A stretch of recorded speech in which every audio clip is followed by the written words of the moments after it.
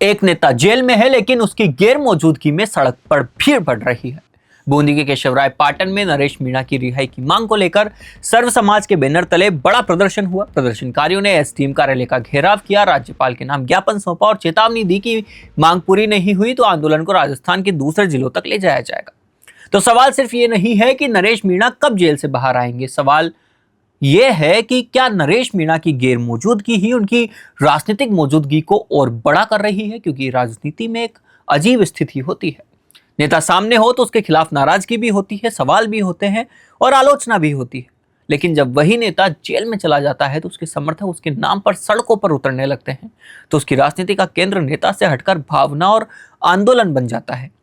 और अभी बूंदी में जो तस्वीर दिखाई दी है उसे इसी नजर से देखना होगा। प्रदर्शनकारियों की मांग है कि नरेश मीणा के खिलाफ दर्ज मामलों की निष्पक्ष जांच हो, उपलब्ध वीडियो फुटेज और घटनाक्रम की समीक्षा की जाए और अगर आरोप साक्ष्यों से प्रमाणित नहीं होते हैं तो पुनः समीक्षा की जाए। यानी समर्थकों ने इसे सिर्फ एक व्यक्ति की रिहाई का मुद्दा नहीं रहने दिया, उन्होंने इसे न्याय, किसान और आम जनता की आवाज के रूप में पेश करना शुरू कर दिया है। और यहीं से कहानी राजस्थान की चुनावी राजनीति से जुड़ती है, क्योंकि सामने है निकाय चुनाव और उसके बाद पंचायत चुनाव। अब सवाल यह है कि क्या यह आंदोलन चुनावी राजनीति में बदल पाएगा? देखिए, किसी प्रदर्शन में भीड़ आ जाना अपने आप में चुनाव जीतने की गारंटी नहीं है। मैंने आपको ये बहुत बार बताया है।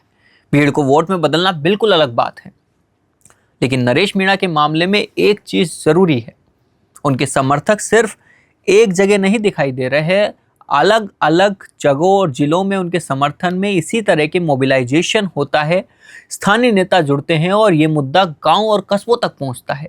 तो ये सिर्फ नरेश मीणा की रिहाई का आंदोलन नहीं रहेगा, यह एक पॉलिटिकल नेटवर्क बदल सकता है। और निकाय चुनाव में इसका असर कैसे हो सकता है? बहुत सीधी सी बात है कि नगर पालिका और निकाय के चुनाव में उम्मीदवार को हजारों वोट नहीं चाहिए होते। कई वार्ड में कुछ 100 वोटों का स्विंग भी नतीजा बदल देता है।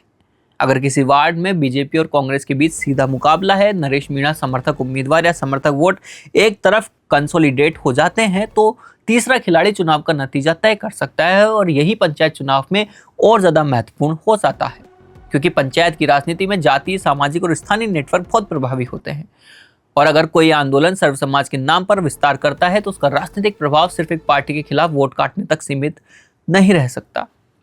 लेकिन यहाँ सबसे बड़ा सवाल नरेश मीणा के सामने भी है, क्या वे इस जन समर्थन को संगठन में बदल पाएंगे? क्योंकि आंदोलन खड़ा करना एक अलग बात है, चुनाव लड़ना दूसरी।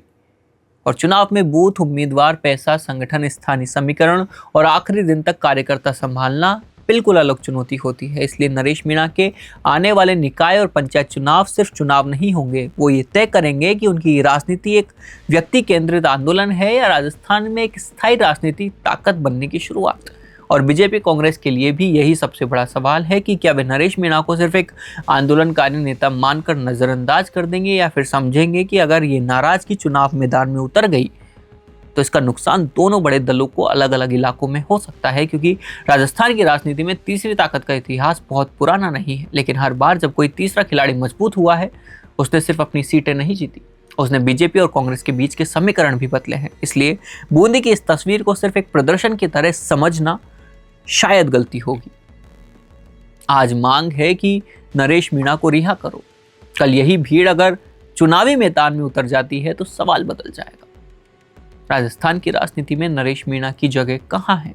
और इस सवाल का जवाब शायद जेल के बाहर नहीं, आने वाले निकाय और पंचायत चुनाव के नतीजों में मिलेगा। और अब आपकी इस पर क्या राय है, आप हमें कमेंट करके जरूर बताएं। सुनो सुनो सुनो भैया, विधायक को तो जानते होंगे, सांसद को तो जानते होंगे, मंत्री, संतरी, मुख्यमंत्री, लेकिन अब समय आ गया है पार्षद की बात करने का। अब समय आ गया है मेयर, चेयरमैन की बात करने का। द फैक्ट इंडिया आप लोगों के लिए एक शो लेकर आ रहा है, वार्ड की सरकार, जिसमें हम वार्ड पर चर्चा करेंगे और वार्ड का जो उम्मीदवार है उससे पॉडकास्ट करेंगे, उससे बातचीत में आपको बताएंगे कि उसका विजन क्या है, वो जीतने लायक है कि नहीं है। तो आप भी अगर उम्मीदवारी के लिए खड़े हो रहे हैं और अपनी बात रखना चाहते हैं, अपना विजन बताना चाहते हैं, तो द फैक्ट इंडिया पर आपको इनवाइट किया जाता है इंटरव्यू के लिए।